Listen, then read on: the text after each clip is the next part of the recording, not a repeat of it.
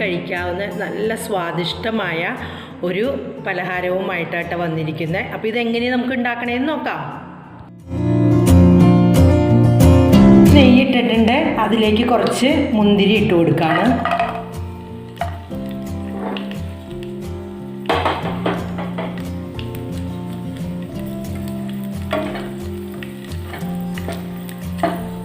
മുന്തിരി ഒന്നങ്ങോട്ട് ഒരു ബോൾ പോലെയാകും. അപ്പോൾ നമ്മളുടെ തേങ്ങ ആഡ് ചെയ്ത് കൊടുക്കാം. ഞാൻ മുന്തിരി കോരി മാറ്റാണ്. അതിനുശേഷം നമ്മൾക്ക് തേങ്ങ ഇട്ട് കൊടുക്കാം. അപ്പോൾ ഇത് അരമുറി തേങ്ങ ഉണ്ട് കേട്ടോ. ഇതിലൊന്നങ്ങോട്ട് എല്ലാത്തിലേക്കും ഒന്ന് യോജിക്കട്ടെ.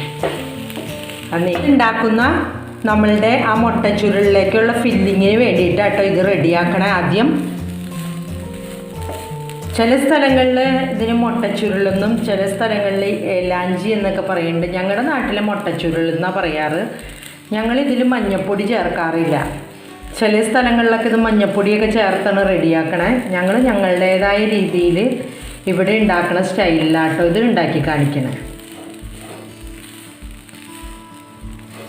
ഇഷ്ടപ്പെടും കേട്ടോ. കാരണം നല്ലൊരു 4 മണിക്ക് കുട്ടികൾക്ക് കൊടുക്കാവുന്നൊരു സ്നാക്സ് കൂടിയാണിത്. കാരണം പെട്ടെന്ന് ഈസി ആയിട്ട് നമുക്ക് ഉണ്ടാക്കിയെടുക്കാം. അധികം സമയമൊന്നും വേണ്ട. പക്ഷേ എന്നും ഒരേ വിഭവങ്ങൾ ഉണ്ടാക്കി കൊടുക്കുമ്പോൾ കുട്ടികൾക്ക് ഇഷ്ടാവില്ല. പക്ഷേ ഇങ്ങനെ മാറി മാറി ഉണ്ടാക്കുമ്പോൾ നമ്മൾക്ക് ഓരോ ദിവസം ഓരോ സ്പെഷ്യൽ പോലെയാണ്. അപ്പോൾ അങ്ങനെ ഉണ്ടാക്കാൻ ഏറ്റവും പറ്റിയ ഒരു 4 മണി പലഹാരം ആട്ടോ ഇത്. അപ്പോൾ അതേപോലെ തന്നെ എൻ്റെ ഒരു സബ്സ്ക്രൈബർ ആട്ടോ ഇത് എന്നോട് പറഞ്ഞത്. അവർ പറഞ്ഞത് ഏലാഞ്ചി എന്നാണ്. അപ്പോൾ എനിക്ക് ആദ്യം മനസ്സിലായില്ല ഇത് എന്താണെന്ന് എലാഞ്ചി എന്ന് പറഞ്ഞപ്പോൾ. അത് ഞാൻ ചോദിച്ചു കഴിഞ്ഞപ്പോൾ സാധനങ്ങളൊക്കെ അവർ ഇങ്ങനെയൊക്കെ ചെയ്യണേന്ന് പറഞ്ഞപ്പോൾ ഞാൻ പറഞ്ഞു അയ്യോ ഞങ്ങളുടെ നാട്ടിൽ ഇതിന് പറയണത് മുട്ടച്ചുരുളെന്നാന്ന് പറഞ്ഞു. അപ്പോൾ അവർ പറഞ്ഞു കുഴപ്പമില്ല, നിങ്ങളതൊന്ന് ഉണ്ടാക്കി കാണിക്കാൻ പറഞ്ഞു. അപ്പോൾ അതുകൊണ്ട് അവർക്ക് വേണ്ടിയിട്ടാട്ടോ ഇത് ഞാൻ ഉണ്ടാക്കുന്നത്. ഇപ്പോൾ അവർ ഞാൻ ഉണ്ടാക്കണത് കാണുന്നുണ്ടായിരിക്കും.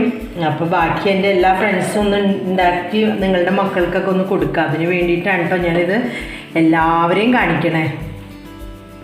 തേങ്ങയിലേക്ക് എല്ലാം ആയിട്ടാണ്. ഇനി നമുക്കിതിലേക്ക് പഞ്ചസാര ചേർത്ത് കൊടുക്കാം. ഒരു 4 ടേബിൾ സ്പൂൺ പഞ്ചസാര എടുത്തിട്ടുണ്ട്.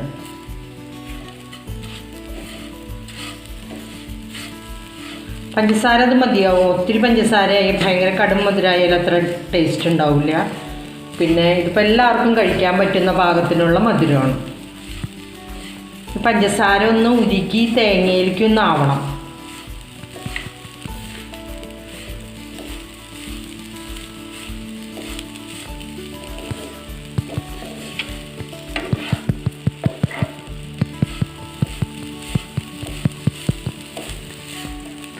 ആവാറായിട്ടുണ്ട്. ഈ പഞ്ചസാരയൊക്കെ ഒരുവിധമൊക്കെ ഇങ്ങോട്ട് മെൽറ്റായിട്ടുണ്ട്, തേങ്ങയിലേക്ക് ചേർന്നിട്ടുണ്ട്. ഇനി അതൊന്നും കൂടി ചൂടായിട്ടിരിക്കുമ്പോൾ ഒന്നും കൂടി ആയിക്കോളും. അപ്പോൾ ഇതിലേക്ക് ഞാൻ കുറച്ച് സാധനങ്ങളും കൂടി ചേർക്കുന്നുണ്ട് കേട്ടോ. ഒരു ഡേറ്റ്സ് ഞാൻ ചേർത്തിട്ടുണ്ട്. അതേപോലെ തന്നെ കുറച്ച് ബദാം പൊടിച്ചതും കൂടി ചേർക്കുന്നുണ്ട് കേട്ടോ. കുറച്ച് ബദാം, കാഷ്യൂ ഒക്കെ ഉണ്ടെങ്കിൽ നിങ്ങൾക്ക് ചേർക്കാം കേട്ടോ. അപ്പം എൻ്റെ കയ്യിൽ ബദാം ഉണ്ടായി, അതാണ്. പിന്നെ നമ്മളുടെ ആ മുന്തിരിയും കൂടി ചേർത്ത് കൊടുക്കാം. അപ്പോൾ ഒന്ന് യോജിപ്പിക്കാം. അപ്പോൾ നമ്മളുടെ മുട്ടച്ചുരുളിലേക്കുള്ള ഫില്ലിങ് റെഡിയായി. ഇനി നമുക്ക് ഇത് ഉണ്ടാക്കാനുള്ള മാവ് റെഡിയാക്കി എടുക്കാം. മാവ് റെഡിയാക്കി ഒരു മുട്ട നമുക്ക് നമ്മുടെ ബൗളിലേക്ക് ഒഴിച്ചു കൊടുക്കാം.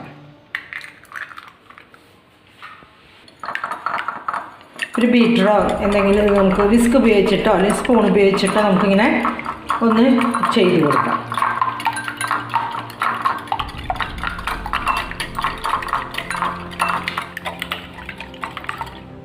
കപ്പിന് 1 കപ്പ് പൊടി എടുത്തിട്ടുണ്ട്. നമുക്കിതിലേക്ക് കുറച്ച് ഇട്ട് കൊടുത്തിട്ട് കുറച്ച് വെള്ളം ഒഴിച്ചിട്ട് ഒന്ന് കലക്കിയെടുക്കാം.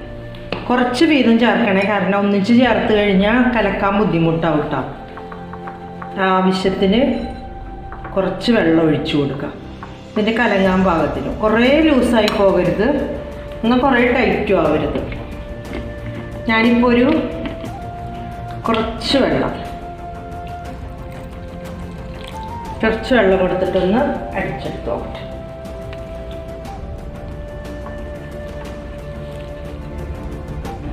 ഇപ്പോൾ ഒരു പാകമായിട്ടുണ്ട്. കുറച്ചും കൂടി വെള്ളം ഒഴിക്കുക, ബാക്കി പൊടിയും കൂടി ആഡ് ചെയ്യുക. എന്നിട്ട് നന്നായിട്ടൊന്ന് ഇളക്കി കൊടുക്കാം.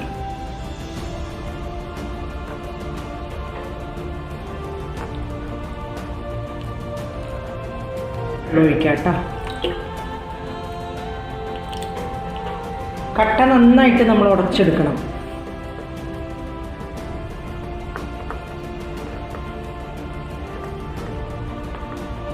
ഇപ്പോൾ ഇത് നല്ല പാകമായിട്ടുണ്ട്. ലേശം ഒരു നുള്ളു ഉപ്പിട്ടാ, കുറേ വേണ്ട, ഒരു നുള്ള് ഉപ്പും കൂടി ഇതിനകത്തേക്ക് ആഡ് ചെയ്യും.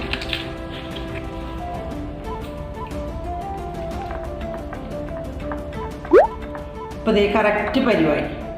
ഇനി നമുക്ക് പാൻ അടപ്പത്ത് വെച്ചിട്ട് ചുട്ടെടുക്കാം. നമുക്ക് മാവ് പാനിലേക്ക് ഒഴിക്കാം. നന്നായിട്ട് പരത്തി കൊടുക്കുക, കാരണം ഇത് നൈസായിട്ടിരിക്കണം.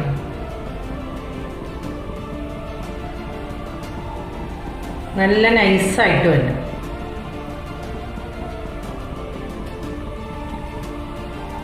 അധികം ഫ്ലെയിം കൂട്ടി വെക്കരുത്. ഇതായിട്ടുണ്ട്, നമുക്ക് മാറ്റാട്ടോ. അത് അടുത്തതും കൂടി നമുക്ക് ഒഴിച്ചു കൊടുക്കാം.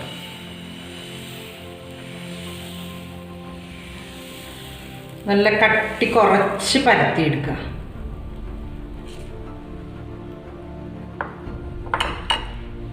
നമുക്കിതേ ആ കൂട്ടില്ലേ നമ്മൾ ഉണ്ടാക്കി വെച്ച ആ മിക്സ് ഇതിലേക്ക് നമുക്ക് കുറച്ച് ഇട്ട് കൊടുക്കാം. കണ്ട, ഇട്ട് കൊടുക്കാം.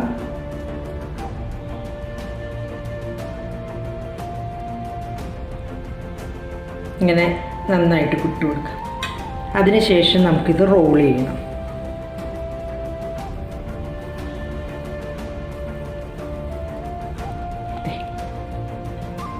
ഇപ്പം നമ്മളുടെ ഫസ്റ്റ്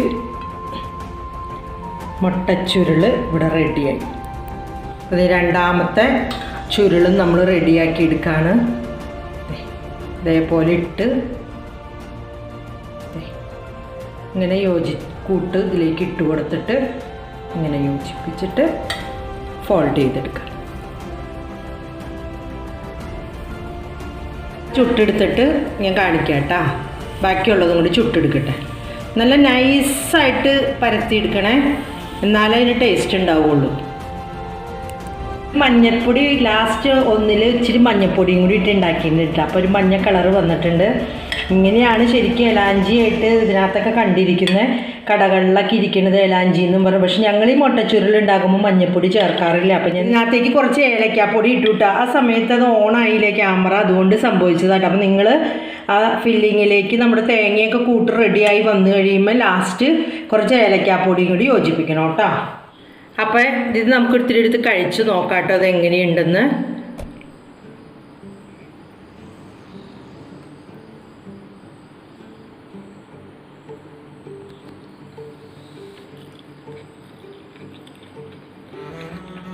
നല്ല ടേസ്റ്റ് ഉണ്ട് കേട്ടോ. ആ തേങ്ങയും പഞ്ചസാരയും അതൊക്കെ നല്ല മിക്സായിട്ട്, പിന്നെ ആ ഏലക്കയുടെ സ്വാദും കൂടി നന്നായിട്ട് വരുന്നുണ്ട്. അപ്പം നല്ല ടേസ്റ്റ് ഉണ്ട്. ഞാൻ എന്നിട്ട് കഴിച്ച് തീർക്കട്ടെ, എന്നിട്ട് പറയാം ബാക്കി.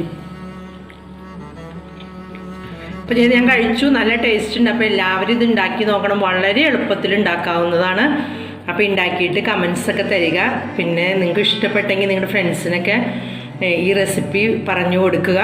അപ്പോൾ ഞങ്ങൾ അടുത്ത പുതിയൊരു വീഡിയോയുമായി വരുന്നത് വരെ എല്ലാവർക്കും ബൈ ബൈ, ടേക്ക് കെയർ.